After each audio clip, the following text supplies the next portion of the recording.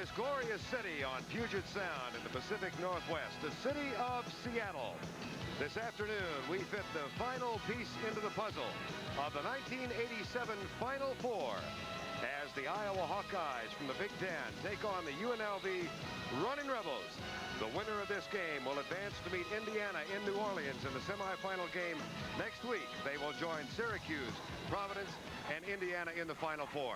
Good afternoon, everybody, and welcome to Seattle. I'm Verne Lundquist. We think we have a matchup that promises to be every bit as exhilarating and exciting as that LSU-Indiana game you just witnessed. In UNLV, we have a team ranked #1 for most of the year, and in the Iowa Hawkeyes, a team that was ranked #1 when the Runnin Rebels weren't. I'm working with Billy Cunningham again today, and Bill, we've all heard about the pressure defense of Iowa. We've heard a tremendous amount about the offense of UNLV. What about their defensive team? Well, UNLV's defense is just tenacious.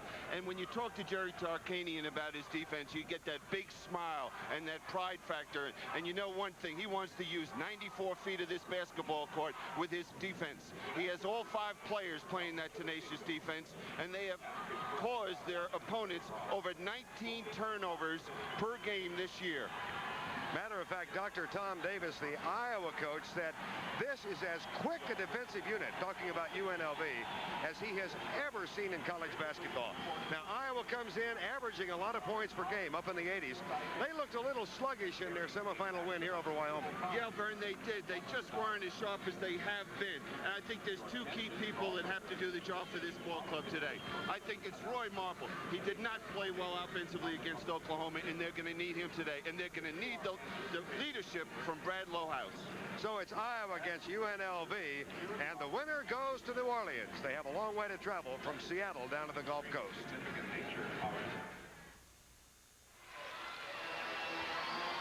Crowd of better than 25,000 expected here in the Kingdome in Seattle this afternoon. The officiating crew, Joey Sylvester of Bethlehem, Pennsylvania. The referee, Don Rutledge of Windermere, Florida, and Louis Grillo of Washington, D.C.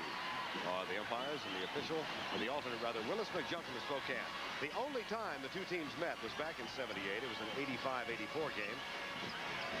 UNLV goes right to left, and the Iowa Hawkeyes in the opposite direction. Joey Sylvester getting ready to tip it up. The winner of this one plays Indiana next Saturday in New Orleans, as the Hoosiers came from behind to nip LSU by 1. Runnin Rebels ball. Freddie Banks quickly takes the jumper. Too long, rebound. Banks gets it. And Mark Wade, who set a single-season NCAA record with assists, he now has 376. And the rebound on the line. Banks, and in the Iowa's ball. And quickly, that pressure defense of UNLV, Bill. That's right. We see Mark Wade right away picking up B.J. Armstrong. There's a screen. Got to talk on those screens. Gerry Wright hit the screen. This is Lohaus, a 7-footer, who likes to play on occasion from the perimeter. He's guarded by Basnight. They get Basnight out away from the basket. Well, when you play against this type of pressure, you have to have good patience and look for backdoor situations. Nice pass by Marble underneath, and Gerry Wright gets the first basket of the game. Now we see the trap. No, it's just showing the trap at this point. Mark Wade, baseball pass. The first turnover of the game. Gerry Wright returns the honor. Looks like Johnny Bench throwing to second. Armstrong lays it off to Marble. Off the glass short. Lohaus with the follow. Well, Tom Davis was very concerned about his team coming out and being a little nervous in this basketball game, but we don't see that right off the bat. We have mentioned the 2 men you mentioned at the outset, Lohaus and Marble. And they've got the first 2 baskets as Iowa takes a 4-0 edge. Wade left side. Freddie Banks for 3. Got it.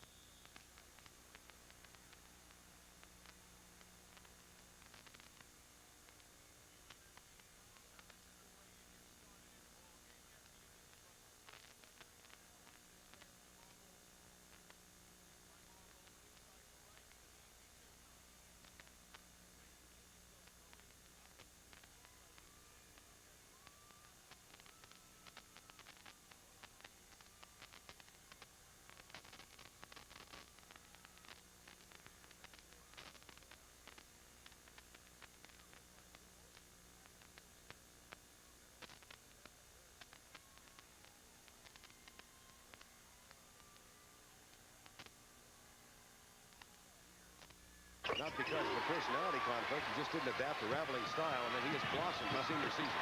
That's one way you beat this zone trap.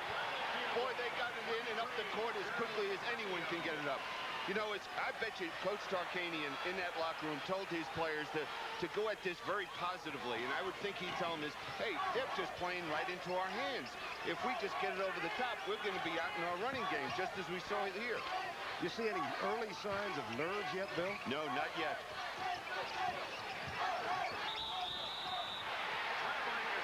Traveling call. Now watch how quickly UNLV gets that ball inbounds. Both Basnight gets it in. Bang, bang. Great passing. Now Gamble gets back as Mark Wade brings it across the timeline. 6-5 Iowa, 17:40 to go first half. Follow shot, Jarvis, Basnight. Well, you have to be concerned about Basnight getting to the offensive boards and out in transition. Right off the bat, though, we see they're not playing Mark Wade, who does not look for his shots. Wright with a nice pass underneath, and a good, strong move by Lohaus. 8-7, the inbounds pass again. Basnight will bring it in, and we'll watch that in this pressure defense supplied by Iowa because it might be a factor. He sometimes has problems.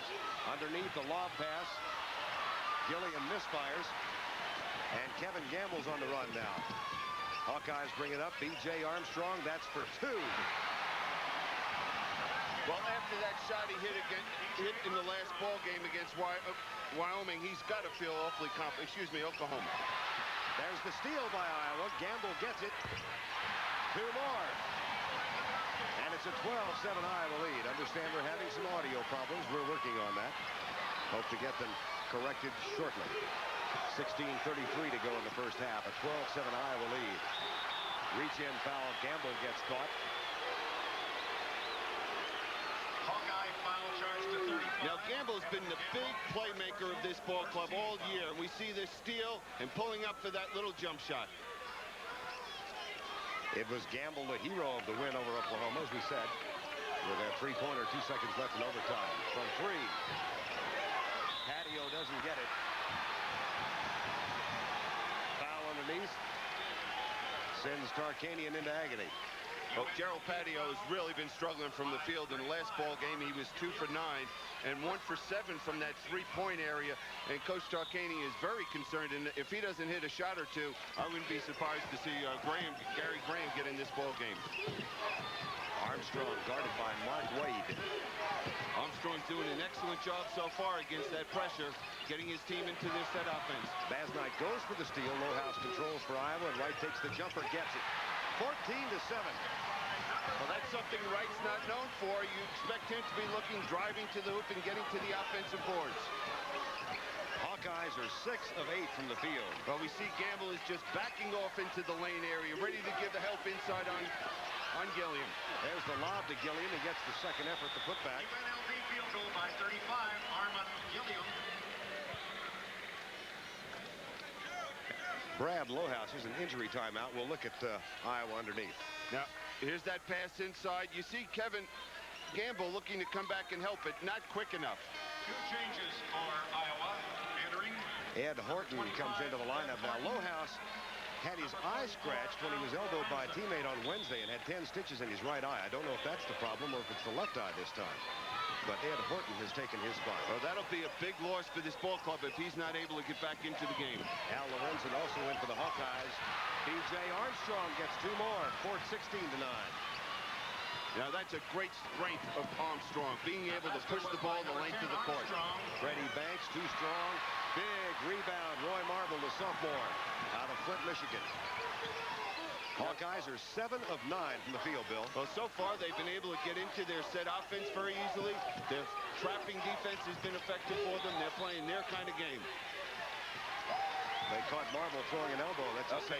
Now what we've seen now, the only negative thing is Roy Marble is trying to force things now offensively twice. Last time he committed a turnover, and now he's called for a charging foul. Another substitution now. Fiery Jeff Moe is into the lineup, and Gamble is out, and number 11, Michael Reeves, comes in. Very comparable to John Thompson at Georgetown, D. Smith at North Carolina, how Dr. Tom Davis uses his bench. Oh, yeah, all through the game. He wants to wear you out. Now we see where Jeff Moe is playing defensively. Paddio misses his first 2 3-pointers. Wade comes over, controls for UNLV. That's not what Tarkanian wanted. He was hoping for a quick start from Paddio. That's 0 for 3 for Paddio. 0 for 4. And that's got to concern Tarkanian. You've got to concern him, and Paddio is just struggling so much it almost becomes a mental block with you. You try to force things. You don't finish your shot. And once a player starts thinking, it's disaster. Michael Reeves on a great feed, and Iowa has doubled the score. In the backcourt, Al Lorenzen draws the foul. Well, this Iowa team, which was very sluggish, I thought, in their last game against Oklahoma, at the offensive end of the court, are moving the basketball. What a great pass. Timeout. 14:26 to go first half. Hawkeyes with a big start. Scoring an earlier basket. Take a look at what UNLV has accomplished in postseason play. The margin of difference, 35, 34, a couple of 25s, 19 and 14. They haven't been tested. As a matter of fact, the last time they won by less than 10 was on February 7th of this year when they defeated San Jose State 83-74. Now, while we were away, there was this discussion that took place at the scoring table. There was a UNLV basket which was inadvertently given. So here is the correct score, not 20-18, but 20-16. I knew we'd have a lot of points, but somebody tossed in a couple of extra on us. So the correct score now, and it was that discussion which righted it during the timeout. It's 20-16, Iowa leads. Well, we see a little trapping defense right here by the Rebels going to a half-court trap. Back it goes to Kevin Gamble. Iowa has Gamble, Armstrong, Lohaus, Wright, and Marble on the floor. Marble has not scored yet. Well, it's good to see there was nothing serious with Brad Lohaus. Got his eye checked, got him back in, turnover. That's the 4th Iowa turnover. That's a great move by Gerry Tarkanian. He comes out of a timeout, and they're preparing, Tom Davis is preparing his team for a man-to-man, and they go to that trap. Saw an example of the outstanding rebounding strength of Iowa with that Roy Marble grab, and underneath, Marble the recipient of a heck of a blow and a foul called.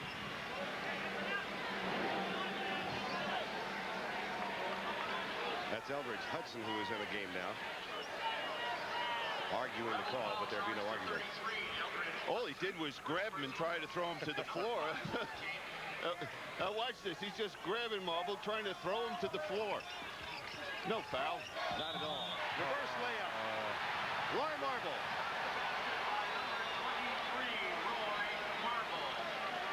What a play. It didn't appear that he even had any vision of the basket when he went up for that shot.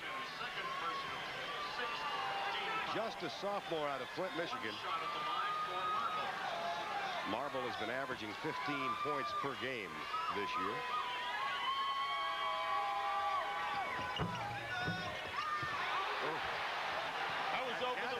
Thought it was. Tarkanian thought it was, and Lohaus gets credit for the basket. That was over the cylinder, Verne. The tip, Basnight controls for UNLV. Mark Wade.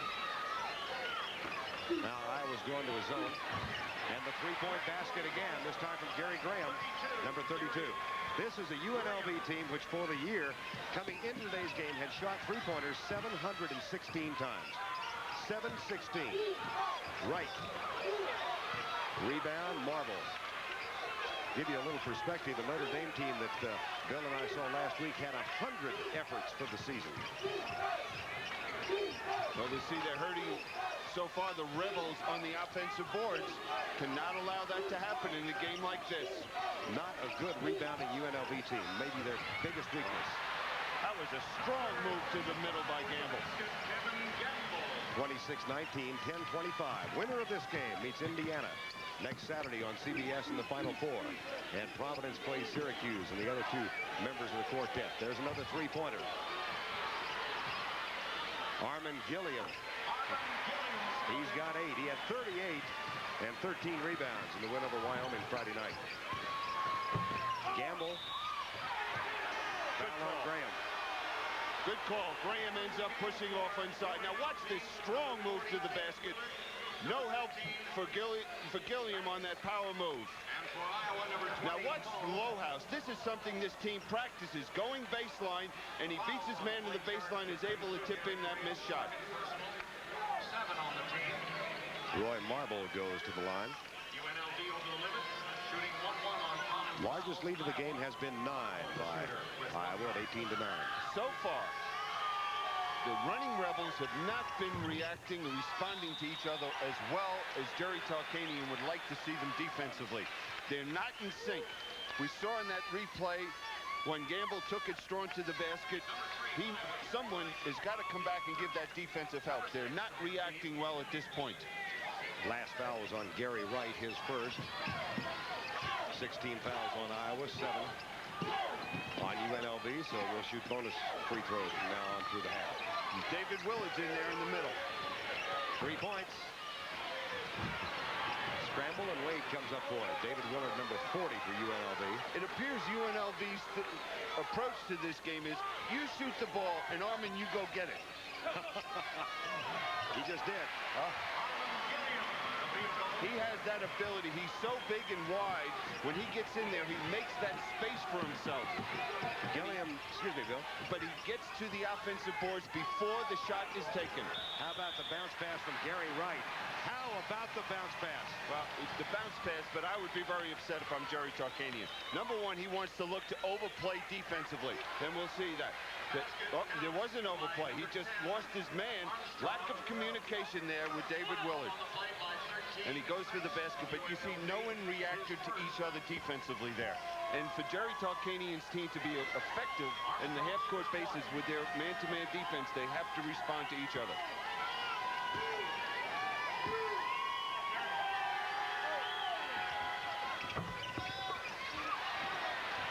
Rebound, David Willard. UNLV with a chance to cut the lead to 3 or 2. Freddie Banks. Number 13. Banks has 5. Lowe controls it. Nice blind pass to Gerry Wright. Didn't get it to fall. Willard. Gerry Wright has a bad habit, taking that ball with one hand.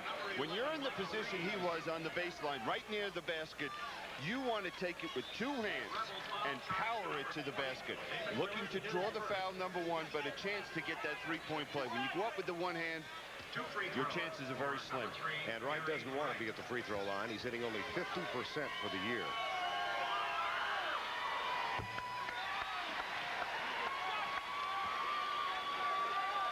Gilliam with 10. Lohaus has 8 so far. 28-25, 8:59 to go first half. 1 of 2. That's his season average. Now Lohaus guarding Willard, who's inbounding the ball. He gets it over the top. And Wade forces the ball in the corner. Graham, good. That's 2. I'll tell you, Coach Tarkanian talked about how he hadn't seen a trap in several years. Well, they saw one last year against Stanford when Tom Davis was coaching Stanford and they had problems. But when you hit a couple of shots like that, that really gets the adrenaline flowing. The players can't wait to see a trap. Michael Reeves takes it to the free throw line. Blocking foul. Oh, no. They're going to say offensive foul. Now that's the way Gerry Tarkanian wants his team to play defensively. One man was beaten defensively, but there was someone coming over to give that help and drawing the charge. Dr. Tom Davis didn't like the call. And now UNLV with a chance to lead for the first time or tie it up. Wade passes on the shot in the corner. Good.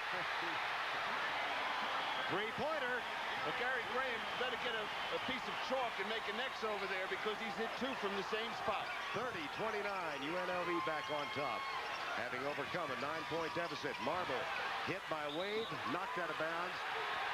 UNLV ball. Well, we see that first 3-pointer by Gary Graham has ignited this team not only offensively but defensively.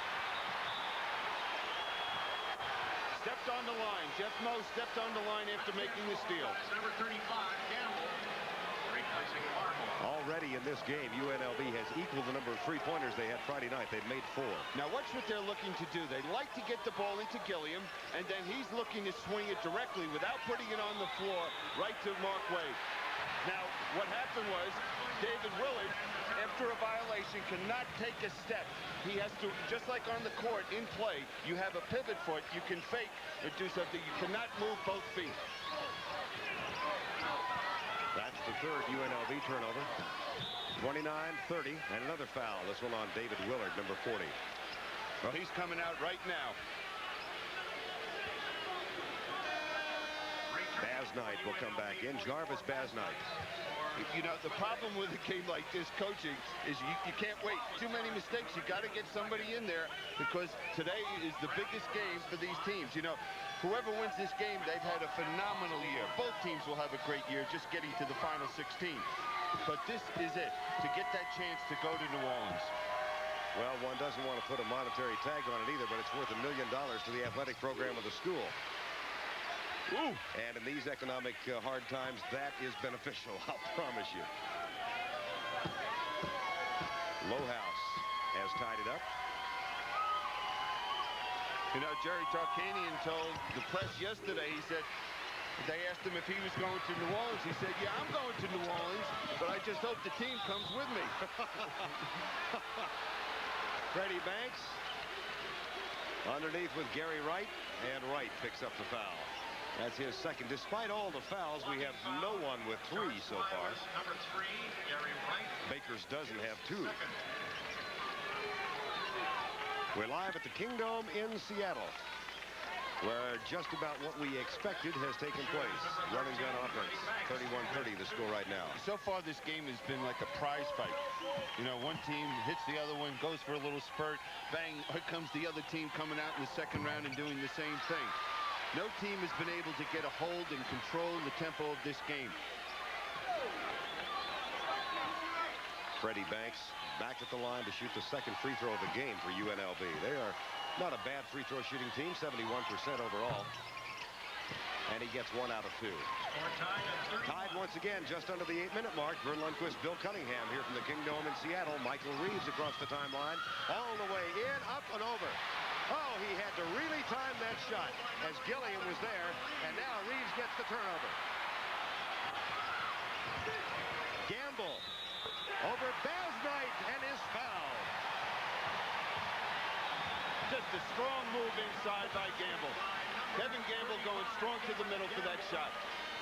Now the big difference is we have seen Iowa make an adjustment defensively, and that is we see them denying the ball inside to Armen, Gilliam, and then trying to throw it over the top, and they're picking up the seals. Now watch Reeves penetrate all the way to the basket. Nice move. 1. Kevin Gamble at the line trying to make it a 3-point play and a 5-point Iowa lead, which he's done. 7:41 to go first half, 36-31. Well, this is a Rebel team that's averaged 93 points per game and an Iowa team that's averaged 87, so our chances of seeing 200 are excellent. Underneath, turnover again. That's the 5th UNLV turnover. Bounce pass. What a dandy. Offensive foul to the basket count. No.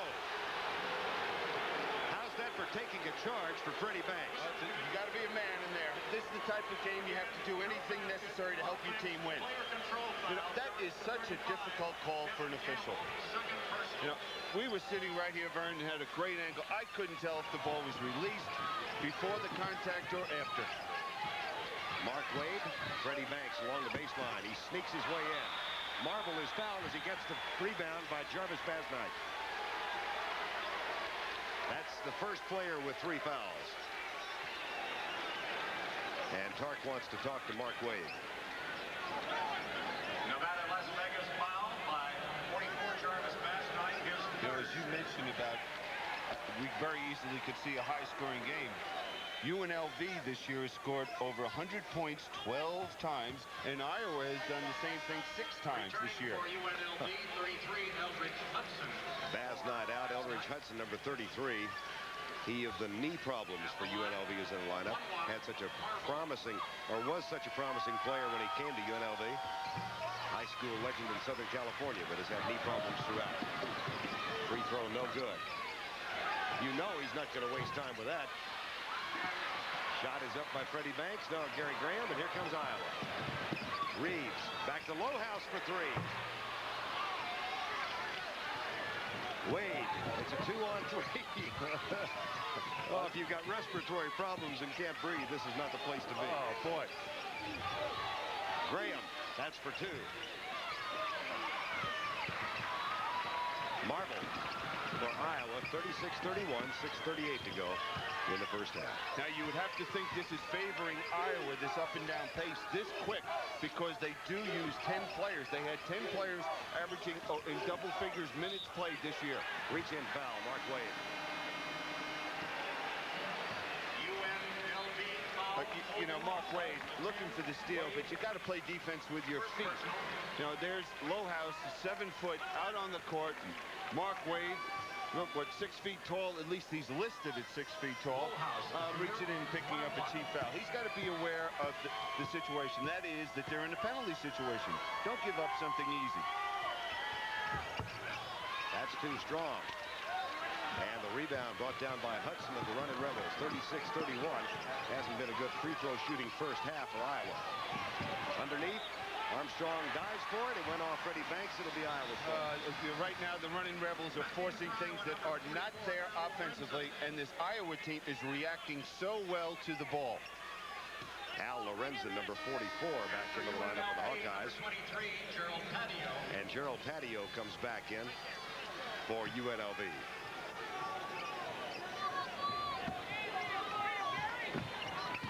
B.J. Armstrong, guarded by Mark Wade.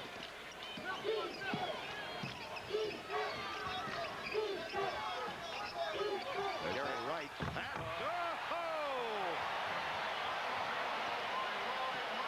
Perfectly executed. I thought for a moment that's the worst shot I'd ever seen. Now, on the weak side, they set that back screen. Hudson did not help, and there was the easy dunk. UNLV is now 5 of 11 from three-point range. Whistle, another foul. Watch the alley-oop again. Now, the alley-oop, Hudson's man sets the screen, no help, and there's the lob. Perfect play. There's an athlete there, too, to go up and get the basketball the way Marble did. Those are some of the things you look to do against a team that applies a lot of pressure.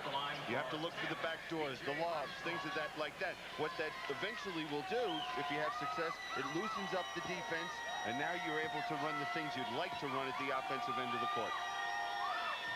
Armstrong at the line gets the first of the 1-and-1. Brad Lohaus getting a rest again as Dr. Tom Davis has pulled him and put Lorenzen in the game. Armstrong now 1 out of 2. Given name is Benjamin. And we've equaled the largest lead in the first half. It's 40-31, 5:40 to go in the half. Mark Wade gives it off to Freddie Banks and the Las Vegas senior. Too strong, air ball. Too strong and a bad shot, too. Armstrong. There's one thing taking a good, quick shot. It's another thing when you take a quick, bad shot. That's the coaching you coming out. But, you know, it's something, Gerry Tarkanian loves this fast pace, but he also let them know that that was a bad shot. For three, Freddie Banks.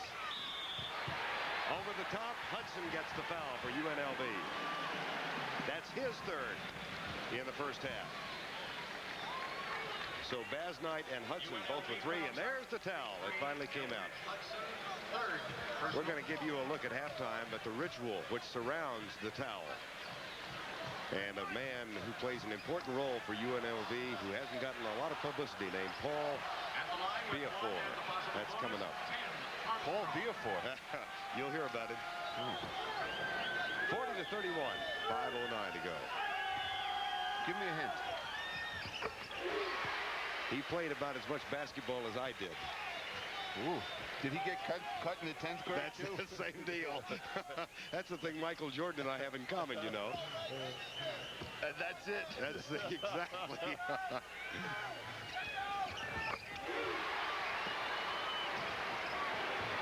Iowa's on an 11-0 run. Mark Wade. Paddio gets his first basket of the day. 42-33 after the 5-minute mark. Chris Moe for three. Moe is averaging 11.5 points off the bench. Gets his first three of the day. Freddie banks for three.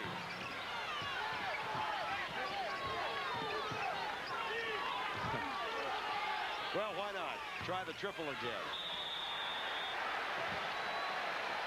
And Iowa gets the bounce. UNLV has already attempted 13 three-point shots. They've hit 5. Timeout. Chip Nance back in New York saying we'll see you back here at halftime with a recap of Indiana's one-point win over LSU in the Midwest final. Plus, we'll take you to Las Vegas for a revealing look at a school that we actually know very little about. Right now, let's go back to Seattle. Verne and Billy. All right, Jim, we've got 4:36 to go in the first half. We expected a high-scoring game. We have not been disappointed. 45-33. And the tempo, to say the least, has been quick. This is the quickest game I think I've ever seen in my life. What that means is every time they've had the ball, 31 times for Iowa, they've shot it before 15 seconds elapsed, and 38 times for UNLV. Now, you're saying quickest game ever? I can't imagine a game being any quicker. You know, it does take 4 seconds to get from one end of the court to the other. For some of you. Uh-oh, they're freezing the ball. The clock's down to 25 seconds. I knew you were going to mention the clock before the day was out at least once. Bounce pass underneath the Dr. Tom Davis specialty. That one bounce pass in the entry level. And Ed Horton gets the basket. 47-33, a 14-point UNLV lead. Deficits don't bother the Runnin Rebels side. Iowa lead, I'm sorry. Rebels were down by 22 earlier in the year against Western Kentucky and came back to win the NIT preseason tournament. They were down 19 to New Mexico State and were able to come back at halftime. But there's one other stat. You have to remember, Iowa is undefeated, leading at halftime. Lorenzen tries for the rebound. Marble gets it for Iowa. 47-33. B.J. Armstrong lays it off for Wright. Whoa, how unselfish. Oh, just a beautiful play by B.J. Armstrong. He knew where that man was all the time, and when he went up, left the floor, he knew what he was going to do with the ball. Another steal. Moe in the corner.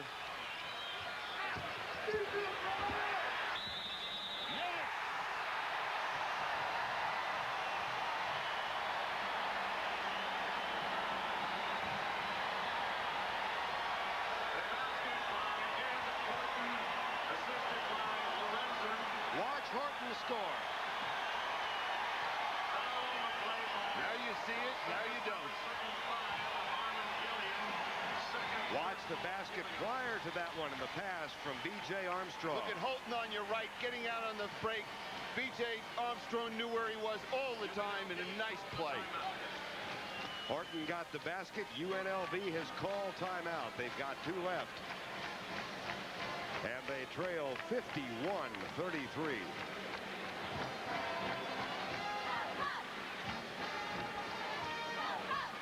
Turnovers now. Iowa 8, UNLV 6.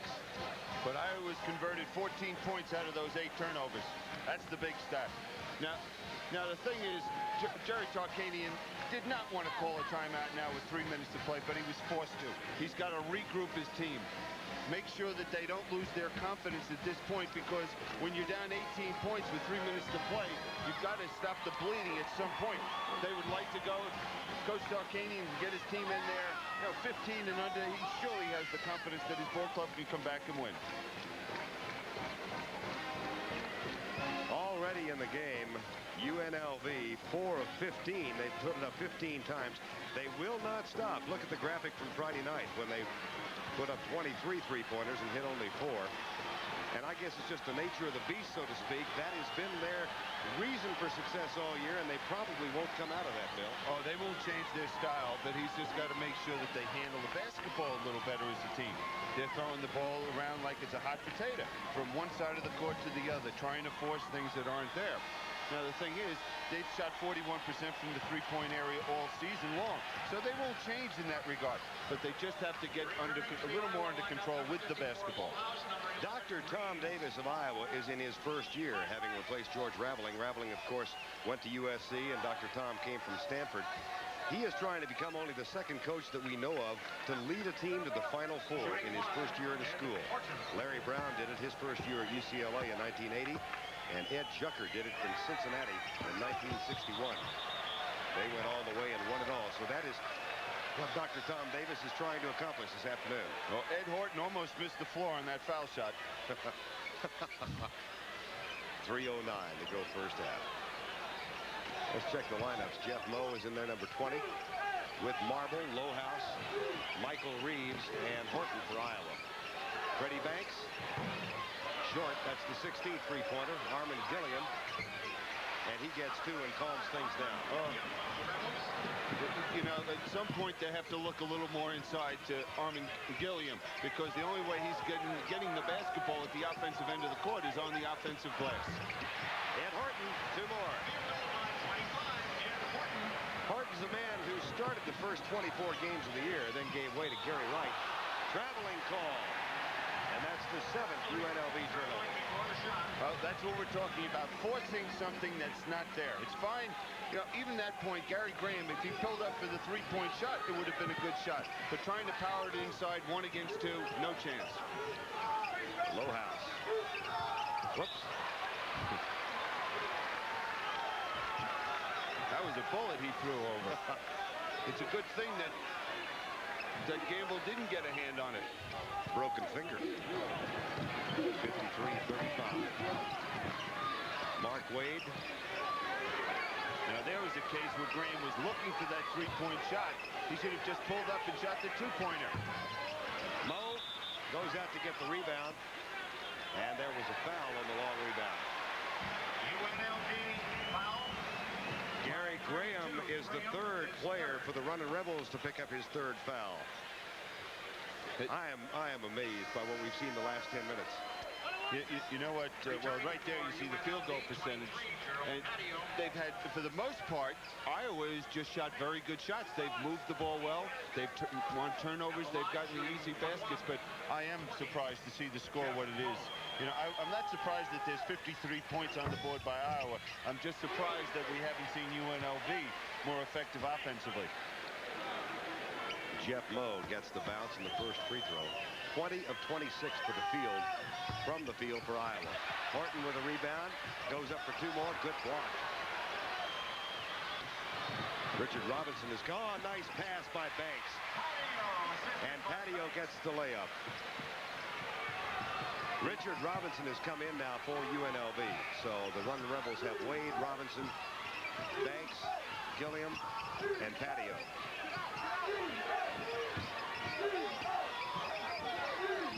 17-point margin, 54-37 with 1:38 to go at halftime. Good patience by Iowa at the offensive end. Back in for Iowa, number 10, BJ. Now here's that long outlet pass by Wade over to Banks.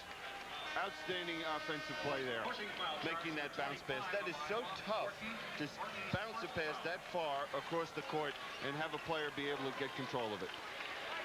B.J. Armstrong back into the lineup now for Iowa. And Armen Gilliam goes to the line. Senior out of Pittsburgh.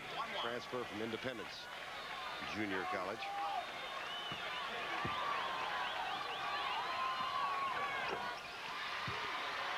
Now what UNLV would like to have happen now is a couple more good things happen to them. They have 1 minute and 36 left in this half. Now, if they can make a steal, or they can stop Iowa at the other end of the court, maybe get a basket, get it down to 13 or 14 points, that will be something positive going into the locker room. 1:27 to go. There's the lob again for Marble and Lohaus. Guilty of the foul underneath. But this time, we see the excellent help defensively by Robinson. His man comes up and sets the screen, Lohaus, but he reads it. He knows his teammates picked off, and he's back in there deflecting that pass. Lohaus picks up his first foul, and Paddio will go to the line. Gerald Paddio in his first year at UNLV from Rain, Louisiana. Played his junior college ball at Seminole JC.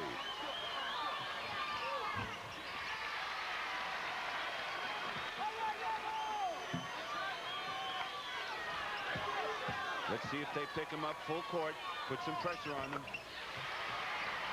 Can't pick up the silly foul if you're UNLV. 54-40.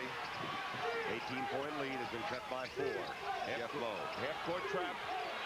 Looking to keep the ball out of the middle area. They had success earlier when they ran this one time and created a turnover. Lowe gets out of the trap. Boy, they look poised out here, don't they, Iowa? Sure do. Good patience. This trap, they're not afraid of it. They know what they have to do. Lowe in the corner for Lohaus. 18 on the shot clock, 52nd on the game clock. Underneath to Wright. What a bounce. The thing that impressed me was the patience. Yep. You know, they spread the court, they moved the basketball, they knew what they wanted to do when the clock got down to 15 seconds, look for a good shot, and that's what they got. Largest lead of the half has been 18. It's at 16 right now. UNLV hasn't led since it was 7-6. Lohaus picks up his second quickly. Well, just who we mentioned a few minutes ago, at some point you got to look into the big guy. You know, give him the ball before he has to get it off the offensive glass. And that's what they did at that time. Make a correction, that last foul was on Gerry Wright, and that is his third. The leading scorers so far, Lohaus and Armstrong with 10. Armen Gilliam has 13 for UNLV. Lawrence West has come into the lineup now for UNLV. Wears number 3, junior out of San Diego. Gilliam, the shooter.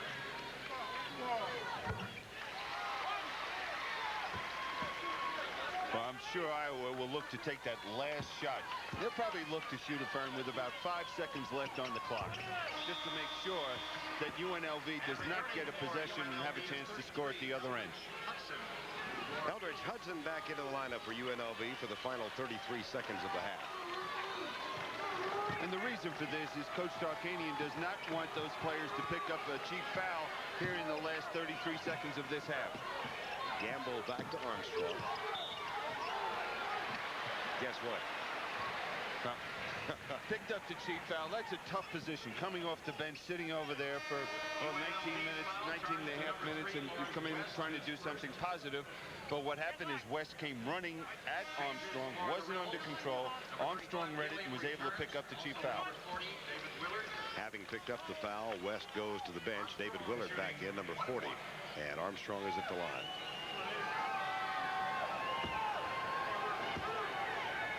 Three of 4 thus far today. You know, I can't emphasize enough the way these two teams play. Either one has the ability to run off 20 points. And for me, you know, after this UNLV team coming out of the locker room, I would expect that they're going to come out and going to be clawing like nothing else you've seen before. They have 6 seniors on this ball club. This is their last chance. So they know that they have to take a deep breath in that locker room and come out with that intensity. Well, given the method of their play, 16 is not too much to overcome.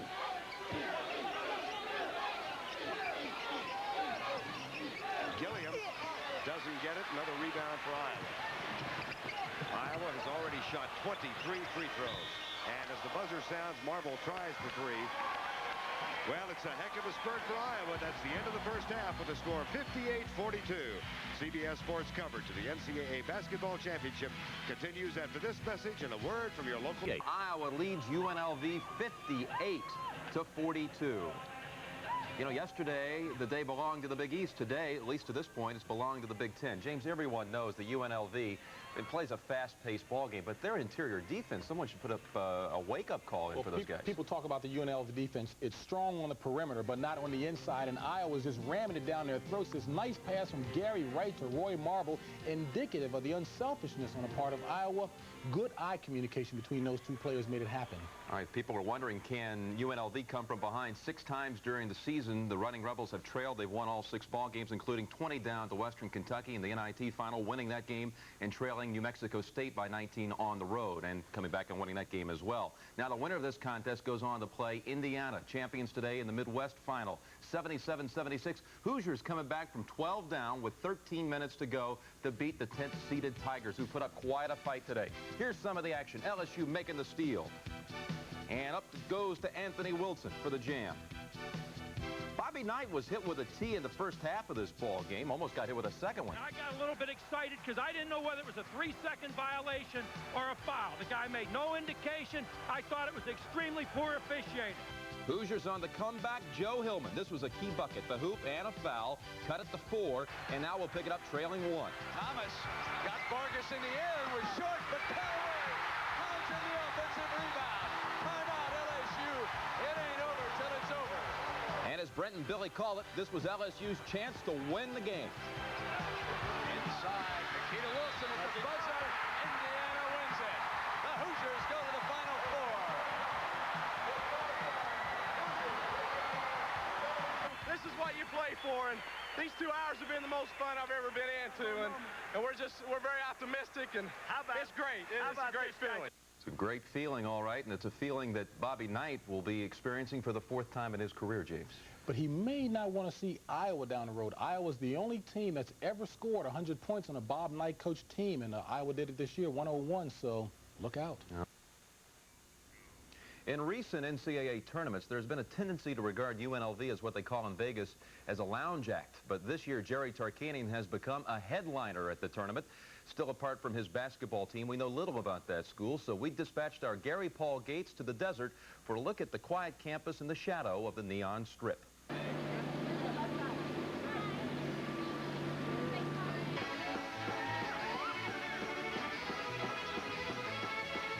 People seem to have trouble imagining a real university in the shadow of the Strip. The famous Vegas Strip, a landmark that speaks for itself. This is the perception that UNLV has to live with, and the people here insist it is not their true identity. They point out that on this campus there are no garish, neon-lighted signs directing students to class. Nor is there any truth to the snide notion that at the end of freshman year, a student can play double or nothing with his credits, and if he wins, leap ahead to become a junior.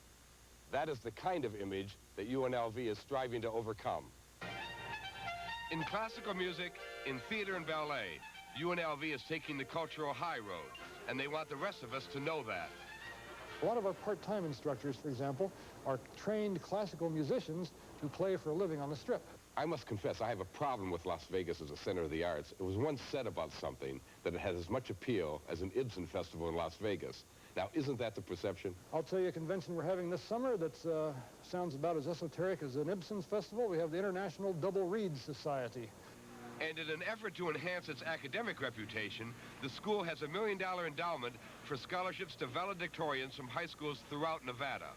That's what brought Susan Romero to UNLV. I felt that it's about time was my kind of attitude towards it, that they finally started rewarding students for academics rather than just sports. Of course, it was sports, namely basketball, that put UNLV on the national map. And although some of Gerry Tarkanian's recruiting methods have raised questions about his program's integrity, there is no doubt that the success of the Runnin Rebels has been a big attraction, as we found out when we asked other students why they chose to come here.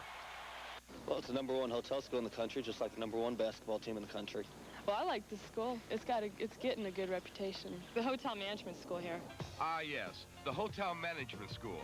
That may be the biggest draw of all.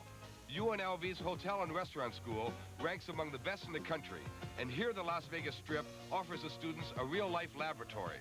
What we sell is a school close to a community in which the chance for work and involvement is very great. But in most Las Vegas hotels, the specialty of the house is not necessarily good food and entertainment. And to deal with all that, a very special course is required. I would venture to say that we probably are the only university in the world that has a funded chair in gaming management. That we had to see, and we later visited a class in casino management. So welcome to the world of high mathematics, Las Vegas style. What one sees when you go into the lab are the tables. But in fact, we're doing management theory. We're offering a course in statistics. What type of payoffs does one encounter? And so UNLV, and the community it serves, offers a variety of challenges to the curious young intellect. It all depends on one's personal taste and preference. Speaking only for myself, I plan to return next summer, in time to catch the action at that International Double Reed Convention.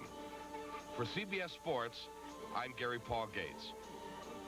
Gary talked about high mathematics. What is UNLV going to do to come back from 16 down? I don't expect them to change much, Jimmy. The only option they've shown on the offensive end is to shoot the ball and shoot it quickly. I think they're going to have to really try and free Armen and Gilliam up a little bit more, but given their tendency to launch the ball, they can get back into the game quickly. They've only lost one time this year. Don't expect them to change much. And they've got to shut down Iowa in the interior game there. Second half's coming up next. We still have one spot up for grabs for New Orleans. We'll find out who it is after these messages and a word from your local station.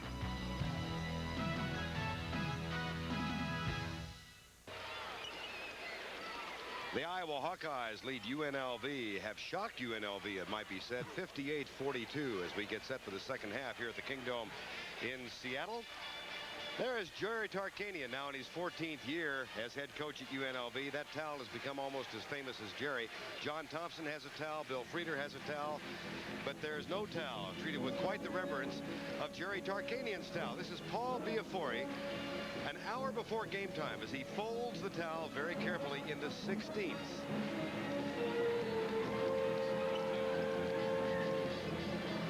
Then, of course, slightly tepid tap water. The temperature must be just right. The Tark wants the towel in the proper fashion. Get the excess moisture out of it. And finally, the taste test. And Biafori says it's ready for Tarkanian and hands it to him. Both teams return their original starting lineups to the floor. And now Tarkanian is ready to coach. First possession goes to Paul Biafori, the junior manager from Bridgeport, could be a taste tester for Henry VIII. Well, I'm sure that UNLV had heard a few words from Gerry Tarkanian at halftime. I think he waved the towel, perhaps. Waved the towel. He might have snapped that towel a little bit at that locker room because his team just did not play the way they normally do. But again, this team, being down 16, has the ability to come back because they pressure defensively. They look for the three-point shot.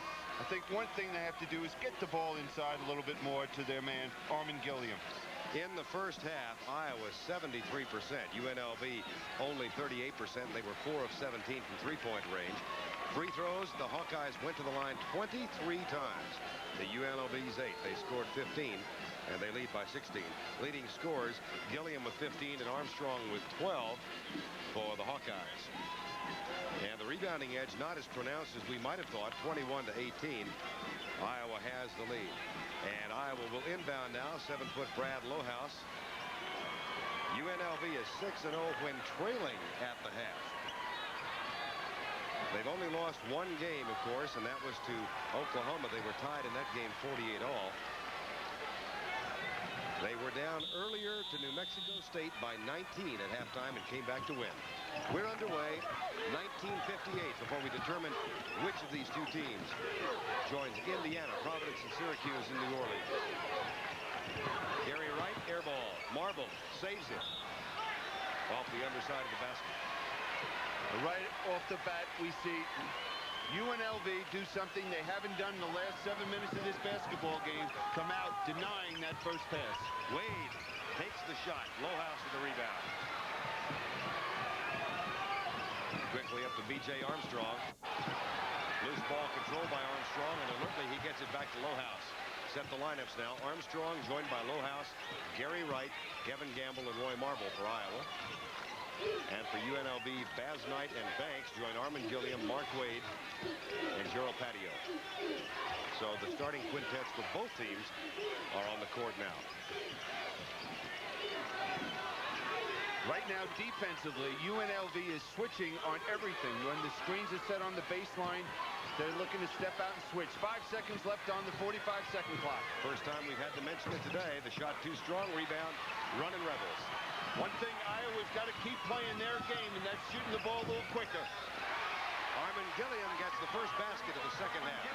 One thing they have to guard against Iowa is being tentative. Turnover.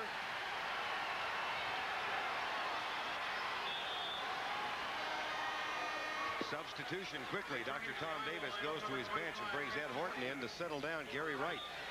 It was Wright who took the quick shot. Mark Wade comes across the timeline, 14-point lead. You can see that UNLV team standing on the sidelines. Paddio continues his cold streak, tries for three. Gamble back to B.J. Armstrong. Gets it. Number 10, B.J. Armstrong. Here's Wade all the way. Offensive foul on Mark Wade.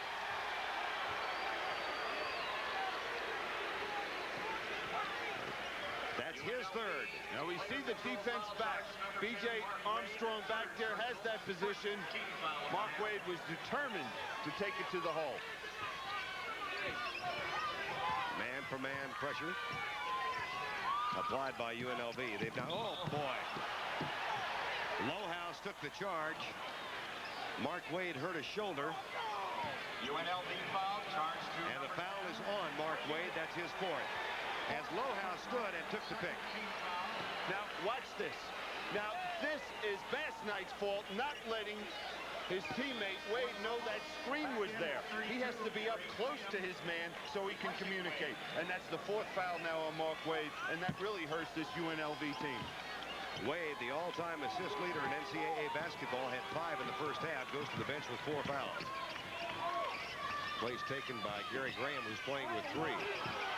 Good bounce pass in the paint again.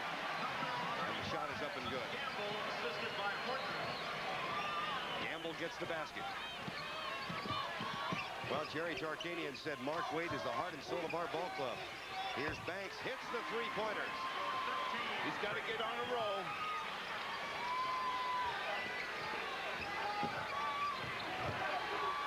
Now Gerry Graham's got to pick up that slack with Mark Wade out of the ball game. There's a foul on Graham. It wasn't called. Roy Marble.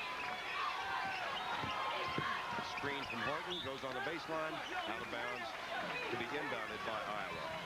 Now one big concern of Tom Davis is coming into this game. He was concerned with, he felt that UNLV's defense, they would hand check, that they would get a hand on the hip of his players and really hurt them deep offensively and not allow them a lot of freedom.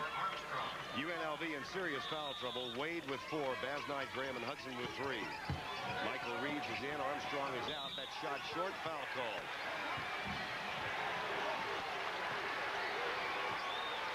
Now, what I want you to watch is watch Banks on the baseline coming over and giving that good defensive help, stepping in there and reaching in and knocking it loose.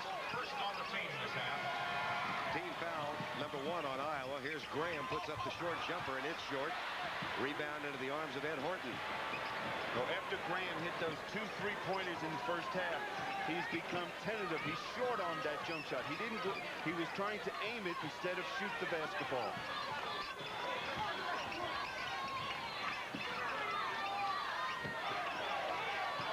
Now we see this Iowa team using more of the clock, showing more patience offensively, running their set offense. Cute little bounce pass inside. Back it comes to Lohaus. That's no accident. That's something Tom Davis teaches. That bounce pass, which is so difficult to defend against. 7 on the shot clock. Gamble takes it, top of the key, and hits it. Boy, is he having himself a tournament. Be fun to watch and see now if Iowa uses that shot as much each time down. That's the 3-point shot. Horton, good rebound. And quickly, here come the Hawkeyes. They've got a 3-on-2. Armstrong, Gamble, running hook, offensive foul. Substitution for Iowa. Well, that's one of the problems when you shoot that long, quick 3-pointer. What happens is there's usually a long rebound.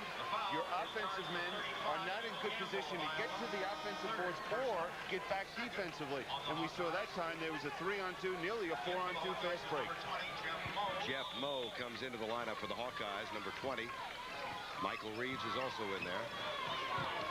Gamble, Horton, Al Lorenzen has come into the lineup now.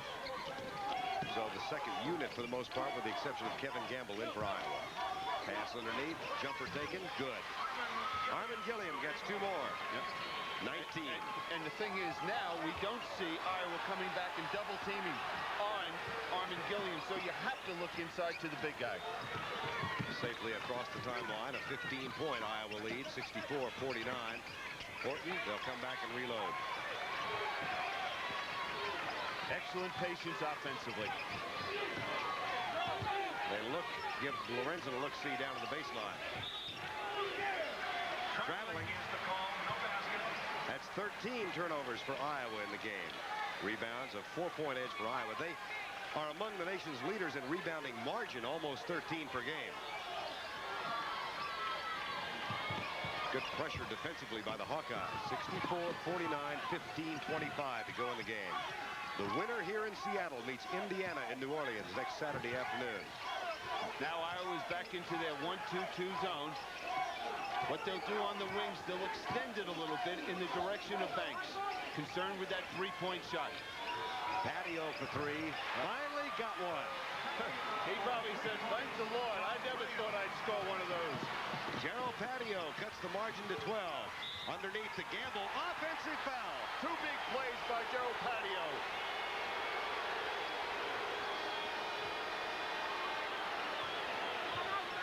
Dead ball timeout. 4 fouls on Kevin Gamble. He's picked up 2 in this half. It has been a long and thrilling road. Saturday, CBS Sports presents the Final Four. And here's the lineup next Saturday on CBS. An all Big East semifinal, Providence against Syracuse in Game 1. And the winner of this game takes on Indiana in Game 2. Watch 2 big plays by Gerald Paddio. First, the jump shot for 3 points. Bill Cunningham. Well, he needed a hand in his face at the offensive end of the court, and he makes the big defensive play, drawing the 4th foul on Kevin Gamble inside. And that's a big play because he's the leader of this ball club. It was a 16-point Iowa halftime lead. It's now at 12 with 14:54 to go. Gary Graham. Now, one thing this does, with Gary Graham in there, they have 3 players that can shoot that shot right there. The three-pointer in Paddio, Banks, and Graham. Here's Banks' turn. Yes. Got it. It's single digits. They've got it down to 9. So that 4th foul on Wade might work out to be a benefit for this UNLV team.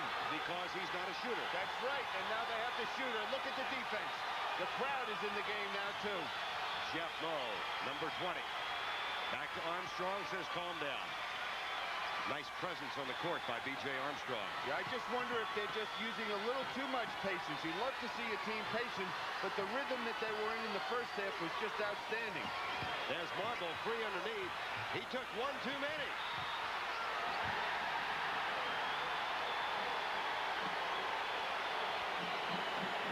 They're really rattled.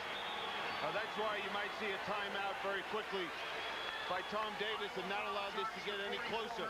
Now they're battling for that loose ball, and there's the foul. Now Iowa has 14 fouls now, and UNLV 2. That foul on Al Lorenzen, number 44, the junior. And UNLV will inbound. 3-point field goal, 7 of 21. We'll see them try to inbound the pass to Gilliam, but they're trying to deny it to him. There's the trap. Here comes the steal by Armstrong, but Gilliam forces it away. The hammer. Banks for 3. No. Paddio. Oops. He got fouled on that shot by Jeff Moe. That could have been a 4-point play.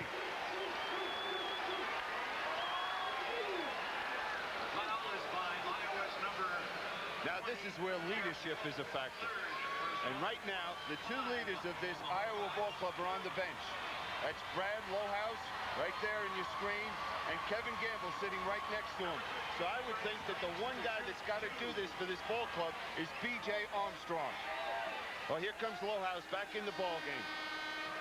In for the Hawkeyes, 54, Brad Lohaus. Al Lorenzen will head to the bench. And Freddie Banks, first Las Vegas native to ever star for UNLV. Went to high school in Vegas. Gets the free throw. That cuts it to 8. UNLV outscoring Iowa by 8 in this half. Make it 9. You know, one thing I want to say, if you're the #1 team in the country, you've worked very hard to get there. And you're not going to just roll over and die when you're down or things aren't going your way. You have to have a lot of character and a lot of heart. And a heck of a coach in Gerry Tarkanian. Foul trouble. Again hits UNLV. That's Gary Graham, and that's his 4th. Graham's 4th. Mark Wade, who's playing with 4, comes back in for Graham, who leaves with 4. Now, what couple things? They have 2 guards. Now we see Wade and Graham with those 4 fouls. They cannot back off and they have to play smart basketball, not pick up the cheap foul, but they have to be aggressive out there, especially at the defensive end. Roy Marble, the sophomore. Lohaus, the senior. What Iowa's running now is a flex offense. They're screening across the lane and screening down. Marble again too strong. Lohaus puts it up off the glass and gets it. There's the senior coming through with a big hoop. Now he immediately turns and guards the inbound play, but Gilliam takes it for UNLV. 66-57 with 13 minutes to go in the ball game. As CBS's coverage of the road to New Orleans concludes this afternoon, after this it's all in New Orleans. Now we see them backing off Mark Wade. They'll extend that defense, that 1-2-2 defense, when the ball's in Paddio's hands or Banks. That's where it's got to go. Gilliam's got 21. 66-59, 12:30 to go in the game. Armstrong harassed in the backcourt, gets it to Lohaus. Now, it wouldn't be a bad idea when they do force B.J. Armstrong to give it up in the backcourt that way. Don't let him get it back because he starts the offense for this Iowa team. Marble's got it now. Now Armstrong looks underneath for Gerry Wright. Settles for Moe on the baseline. 15 on the shot clock. Roy Marble, jumper is short. Air ball. Eldridge Hudson with the rebound. Mark Wade. They back away from him. Paddio takes it and hits it. Oh, here we go. The lead is 4. Now that's a rush shot. They've been trying to have patience, and then the quick shot by Armstrong. Wade in the corner. Hello. Oh, I thought that one was in. They'll reload.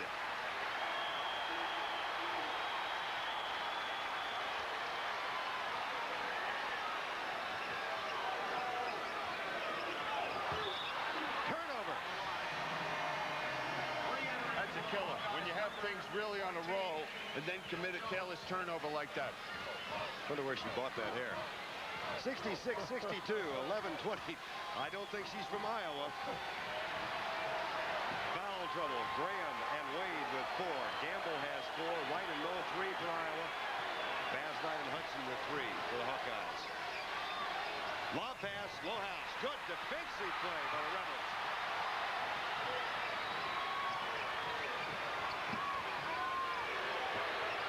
Got it. 3 points.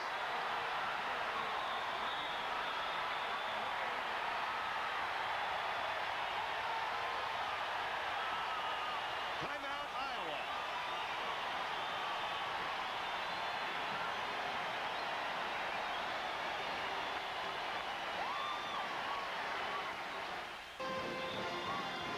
Now, Iowa's game plan is they're looking to back off Mark Wade, okay, and not let him shoot it. But one thing is he has clear vision of the court, and right there he was able to find the hammer inside Gilliam. Now here's the inside defense, denying that pass, that lob, and picking up the loose ball. The Runnin Rebels are on a huge run, 23-8. And they've outscored Iowa 18-2 in the last 5.5 minutes. 66-65. The last UNLV lead was at 7-6. It was almost an all-Iowa first half. The largest lead of the game was 18. And the lead at halftime was 16. We see the picks up at half court trying to relieve that pressure for B.J. Armstrong to get him into their offense. We'll see if they pick up the tempo. Roy Marble goes up short of the shot. He's really having a tough second half. Yeah, he sure is. He's been tentative. When you get the ball in that position, just take it to the basket strong. You don't need to make all those head fakes. And we see a big difference in that first half where Iowa was able to get to the foul line, 23 times? Right. They haven't been there very often here in the second half. Mark Wade, the senior from California, from the corner for 3. That is the first UNLV lead since they led 7-6. 21-2 run.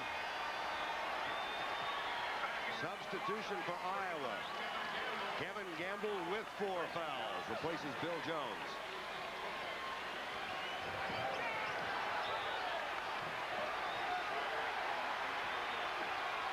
That knocked out of bounds by UNLV. The Iowa bench in shock. And the UNLV bench all standing. Every one of them. There isn't one seat being occupied on the UNLV bench.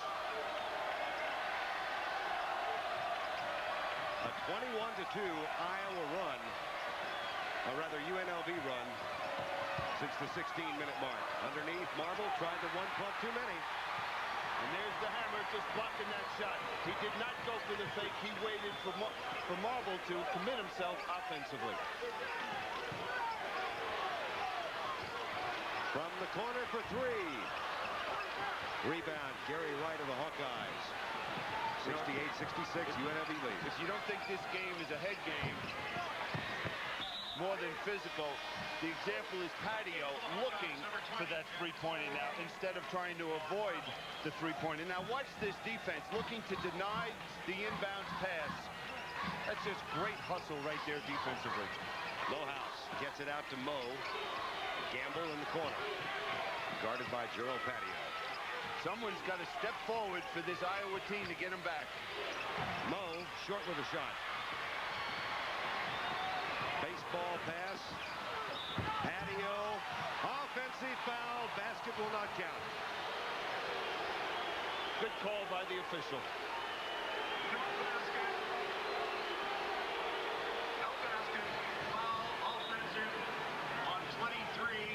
Second foul on Gerald Paddio. That's a look of bemusement on Gerry Tarkanian's face. 68-66 under the 9-minute mark. It's just amazing how this game is swung. We're looking at two different teams. We saw a great Iowa team in the first half, and now we're seeing a great UNLV team. And you can see why they were both #1 in the country during the course of this season. Lohaus loses it. 16 Iowa turnovers. Someone on Iowa, I have to repeat it again, has got to instill some confidence. And it's not Tom Davis. It's one of the players on the court have to do that. Change for the Rebels. Re-entering as 44, Basnight. Oftentimes, as Basnight comes into the lineup now, and Armen Gilliam gets a rest. That last foul on Brad Lohaus, his second. The team's 6th. Armen Gilliam on the bench now with 21 points, and he gets a rest at the 8:40 mark. He won't be there very long. No, sir. UNLV trail by 16 at the half. They lead by 2 now with 8.5 to go. Now Kevin Gamble's back with 4 fouls. Banks. It's amazing the confidence of this team. Armstrong quiets the UNLV crowd for the moment.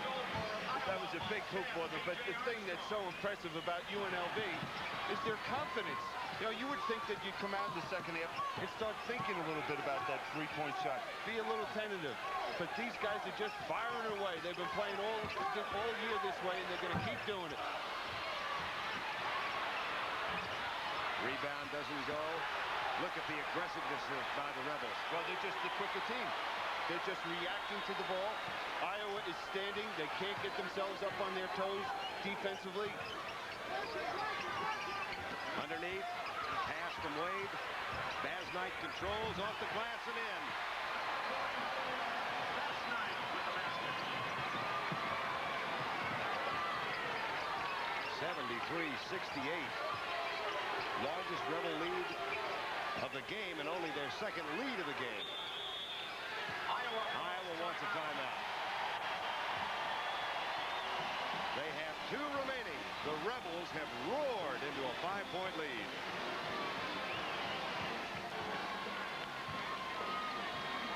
It was a tough ticket here in Seattle for this Western Regional Final. These 4 kids came up from Las Vegas. I don't think they paid scalpers tickets for their seats. I think they would have been closer if they just watched it from Vegas. Look at that. Gerry Tarkanian at halftime. His team trailed by 16. You know him well. Now, was he aggressive in his halftime approach? Oh, I'm sure he was. You know, Gerry Tarkanian, you don't become a defensive team like he has without being a very demanding coach. And this guy, I love him as a person. He is truly, if you ever needed a friend and you had problems, he'd be the guy. But whatever he said to that team at halftime, I hope he taped it because he could sell cassettes to a lot of other coaches. Current streak is 26-4 UNLV, and a foul on Horton. It's one-on-one. We're going to the other end. We're live from the Kingdome in Seattle, where we have seen two separate basketball games, it seems. The Iowa Hawkeyes roared out to a 16-point lead under the leadership of Dr. Tom Davis at the half, 58-42. But they're hitting less than 30% in the second half. And the UNLV Rebels, ranked #1 in the country and the top seed in the Western region, have outscored Iowa 31-10 to this point in the half. Winner of this game goes up against Indiana in the second game from New Orleans next Saturday. Those Runnin Rebel fans better not start celebrating now, because this Iowa team, you know, they've been in close games all through this tournament. And these guys aren't going to roll over. They had a 19-0 run in their last ball game against Oklahoma. So don't be surprised to see these guys get it going at the defensive end. This Iowa team was down by 22 in Champaign, Illinois against the Illini and came back to win. Rebound taken down by UNLV, 74-68 at the 7-minute mark.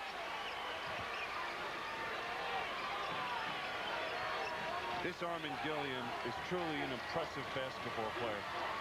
I mean, he just helps this team. I just love how patient he is. You know, he shot over 60% from the field, and he's an inside player. You could expect him to possibly be frustrated not getting the ball as much as he did there with all the three-point shots that they take.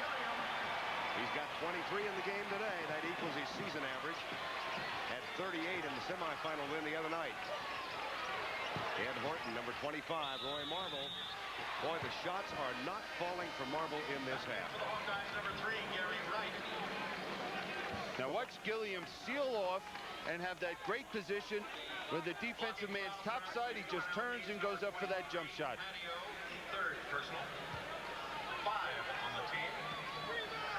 2 shots. 15 foul now on UNLV. Roy Marble at the line. Now this could be a turning point for Iowa. If he makes the foul shots and they're able to apply that good defensive pressure with their trap and create a turnover, it could turn things that quickly in this ball game.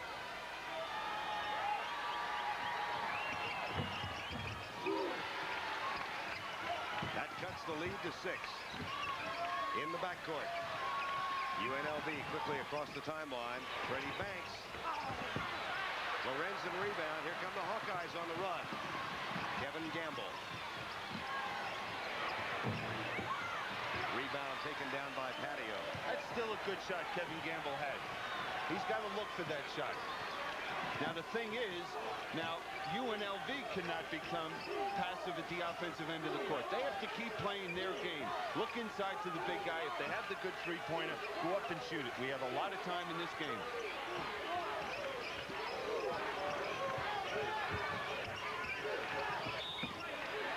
Gilliam gets fouled by Lorenzen.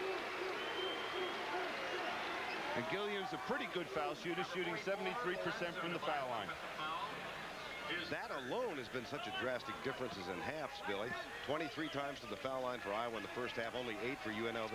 Reasons that happens. Number one, you're not getting the ball inside and being able to power it to the basket. We've seen Marble with the ball inside several times, but pump faking, making moves, trying to avoid the contact almost instead of drawing the fouls. Now we see the UNLV team, they're looking inside to the big guy. Armen Gilliam going after his 25th point of the game.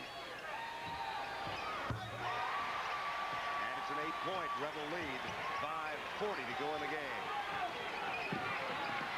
UNLV trying to get back into the Final Four for the first time since 1977, when they lost to North Carolina in the semifinal game by 1 point. Iowa was down to Oklahoma 5 points with about 1 minute and 30 to play and ended up winning that game. Nice play inside. Roy Marble gets 2 at the 5:20 mark. And it's a 6-point margin again, favoring the Rebels. UNLV trailed at the half, 58-42. Paddio skip pass, threw it away. Now what we see is Paddio didn't even look at the basket that time.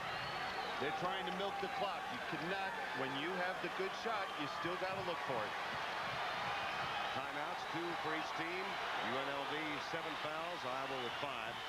And we're 5 minutes away from determining the final piece of the puzzle. Gilliam goes for the steal and drew the foul. For the Hawkeyes, 54, Lohaus. That's 3 fouls on Armen Gilliam. Foul is charged to Gilliam of UNLV, his 3rd.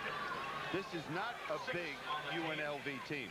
The biggest player on the court right now, Basnight, is listed at 6'9", and I guarantee you, if he's lucky, if he's 6'7 and a half. Lob pass, Gamble, out of position, but got the shot. Well, what there was, and they recognized it, a mismatch. Wade trying to contest Gamble, and he just took it strong. Largest lead for UNLV was 8, now at 4. 4:34 to go in the game. For 3, Freddie banks. Gamble way up for the rebound, and Horton gives him some help. Underneath, Armstrong. Blocking foul. Now the game is changing again. Now we see, all of a sudden, Iowa is the aggressive team. At some point, you'd like to see both teams become aggressive. Now we see the mismatch, and here's the lob going to Kevin Gamble inside. Nothing Mark Wade could do. Smart play not picking up the foul. That would have been his 5th. Armen Gilliam was called for the foul, and that's his 4th.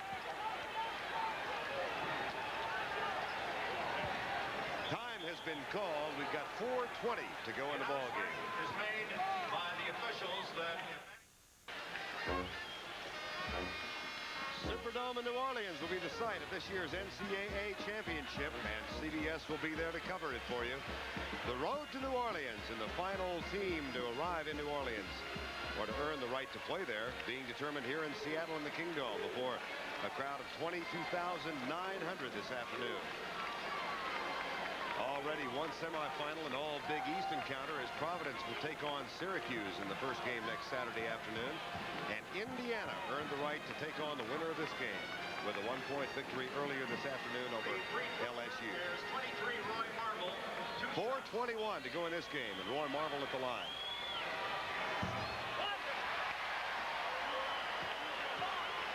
Now, I'll be interested to see if UNLV, if Marble makes this foul shot, will look to attack the trap, maybe looking for the 3-pointer, or are they going to just hold it back and look to run their offense? Well, Iowa just backs off. It's that theory that Tom Davis has, one pass and back off the trap. If they can't make the steal or create a turnover, they go back into their either man-to-man defense, which they're playing now, or their 1-2-2. They're packed down around Gilliam. Now Gamble comes out to contest Wade just a little bit. Shot clock has 20 seconds left. 78-75, 3:50 to go in the game. Now this is a break with Wade on the court. Kevin Gamble with four fouls can just back off, make sure that he doesn't pick up any silly fouls. There's the lob to Basnight underneath and good. But that's one of the problems when you back off. You allow a passer, a young man that's broken an NCAA record for assists, to make that wide open pass. Jarvis Basnight goes for the steal and gets called for the foul. charged to 44. Now watch Basnight with the lob from Wade. Gets that foul. Scores the 2, and we'll see him picking up a foul right there, trying to deny the ball to Wright. That's 4 fouls on Basnight. So there are 4 UNLV players with 4. And Gerry Wright at the line, where he's hitting 50% of his free throws and gets a huge one.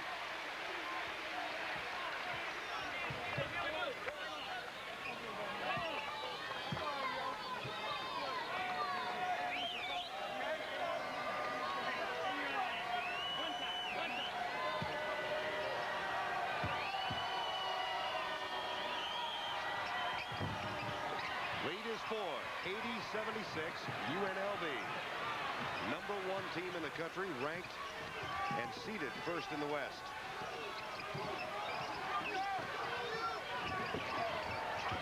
Wade. Armen, Gilliam, 2 more. Boy, he wants that basketball. You know, at this time of the game, a lot of players would like to run away. They don't want that type of pressure. But Armen Gilliam, he wants it. Gilliam's got 27.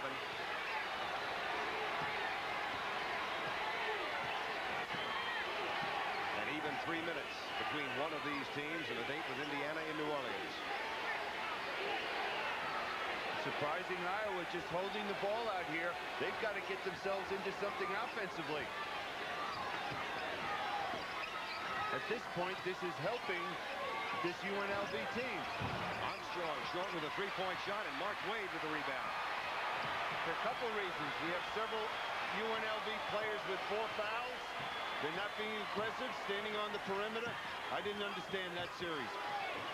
Mark Wade came across the timeline dribbling the ball with a huge grin on his face. Almost like, we got him. 82-76, 2:15 to go in the game. Banks, the senior, taken down by Armstrong. It's 3-on-2. Armstrong all the way up and in. 4-point lead.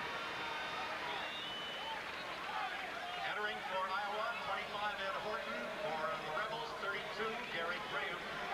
Gerry Graham coming back into the lineup for UNLV, and Ed Horton comes into the contest for the Iowa Hawkeyes. 2:05 remaining. 4 players with 4 fouls for UNLV. Gamble has played much of the second half with 4 for Iowa. Well, one good thing now, UNLV has gone to their 3-guard offense. And it appears they're going to hold the ball, spread the court a little bit, and now they have 3 guards that can handle that basketball.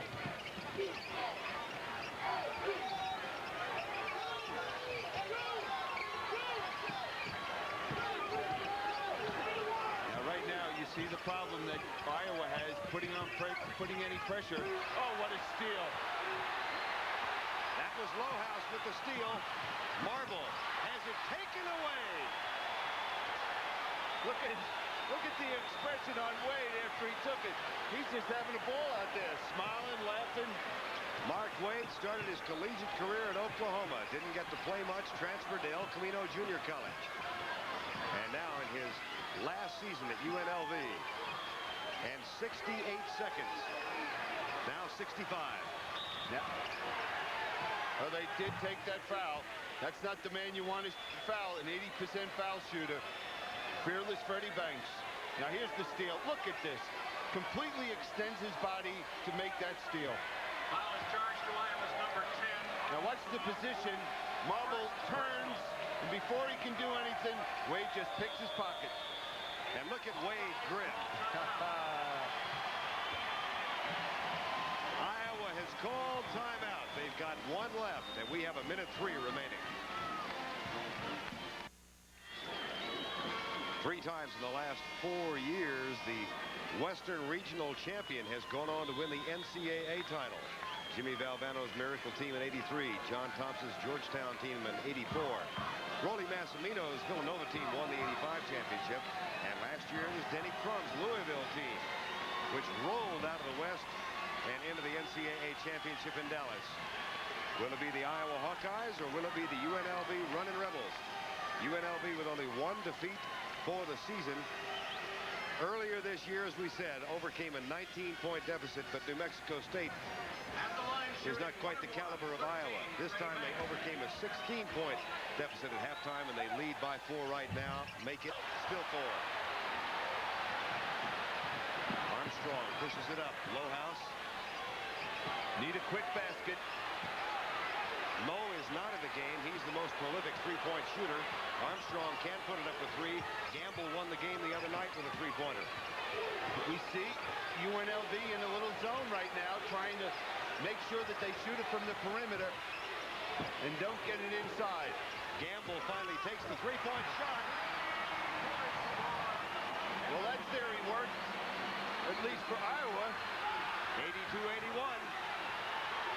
Now, who do you foul? They got to look for the steal. 10-second violation.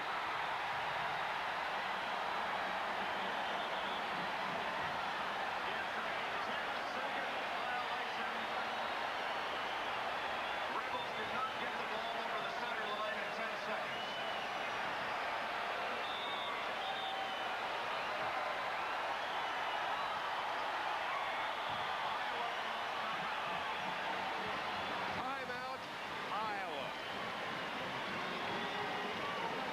Kevin Gamble.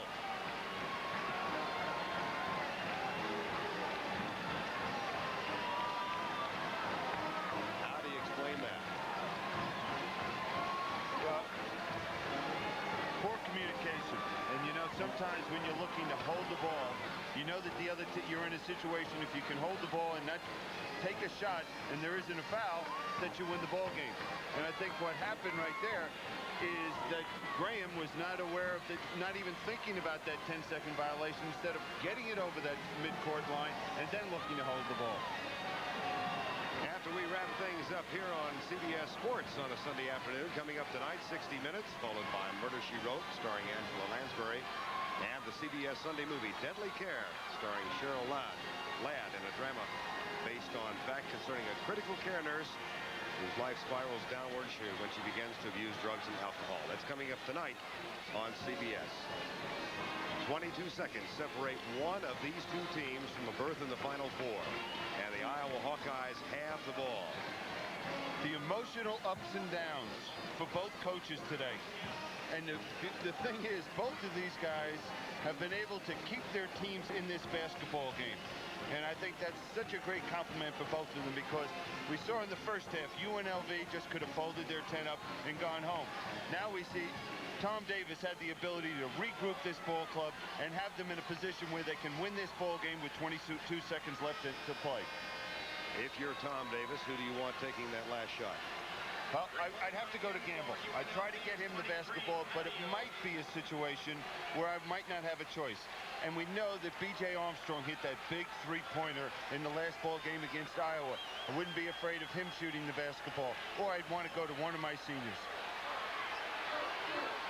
Lohaus, Gamble, Armstrong, Marble, and Horton, the five on the floor for Iowa. Now UNLV is showing a 2-3 zone. Lob pass. Thrown away.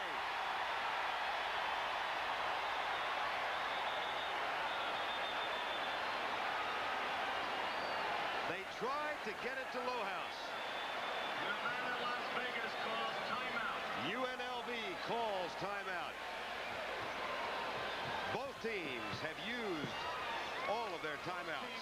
UNLV has the ball and a 1-point lead. You know, you fans, if you're wondering why Kevin Gamble threw that ball away, look underneath the hoop on the left part of your screen where Brad Lohaus is wide open for this lob if it was there. That was an excellent play by Tom Davis coming out of that timeout. He had them prepared either for a man-to-man defense or if they went to that 2-3 zone. But we got a lot of time left with 14 seconds left. Gerry has returned for UNLV. 14 seconds remaining. UNLV has the ball in the lead. In the backcourt. They better foul. Foul by Marble. 10 seconds to go. Not called an intentional foul. He'll shoot 1 and 1. Looked like a cross body block. Sure did. Well, they fouled the guy that Gerry Tarkanian would like to be on the foul line, shooting 85% from the foul line. But I'll tell you what, he's never been in this situation. And he's never been to the line today. Graham, one of a group of 6 seniors. We'll see if his nerves get to him on this foul shot. And usually you see that, Verne, when a player shoots the ball short and it barely hits the front rim. 1 and 1.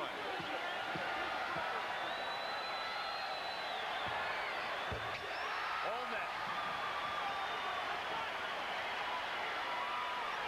Now, a tendency of a player at this point after making that foul shot is to relax a little bit too much and lose his concentration. He didn't. Now they got to stop the three-point shot. Watch for Jeff Moe. He's on the left-hand side. Got the ball. Tried to get it. It'll be Iowa's ball. Well, right now, if I was Gerry Tarkanian, I would take my 5 players and station them outside of the three-point line around the perimeter, forcing a layup. Don't let them shoot the three-point shot. No.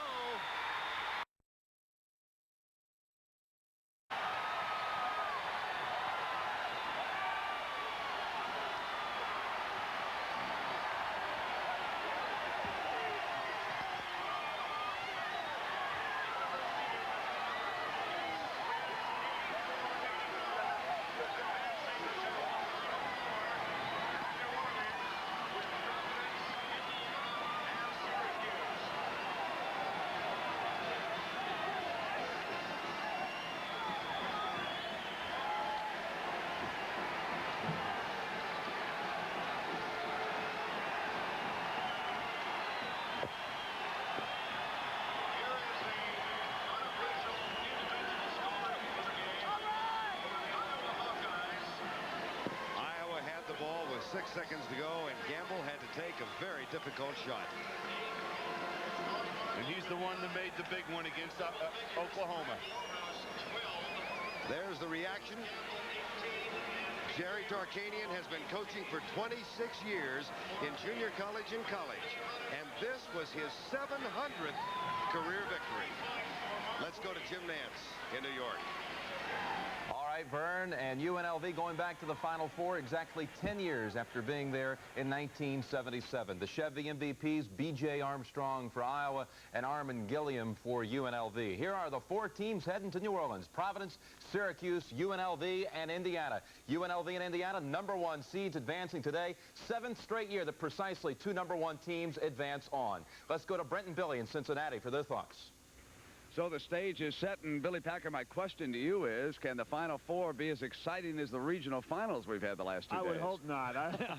I'll tell you, the two games today were just absolutely incredible. Great comebacks by two teams. I never thought that Vegas could come back. As a matter of fact, with the Indiana assistant coaches left here, they were ready to start looking at that Iowa film all over again. So, tremendous comeback. Now, game one down in New Orleans is going to be a rematch of the Providence-Syracuse confrontation in the Big East. Syracuse won twice. Indiana then goes against UNLV. And Billy, a quick thought on that game? I'd like to see them reseed the teams. Let the 1 play the 7, let the 2 play the 1, and I think that'd be a lot better way to do it. Okay. So we have got the Final Four coming up on Saturday. Let's send you back to Jim Nance. Jim? And again, the largest lead in that ball game for UNLV, or for Iowa, was 19 points.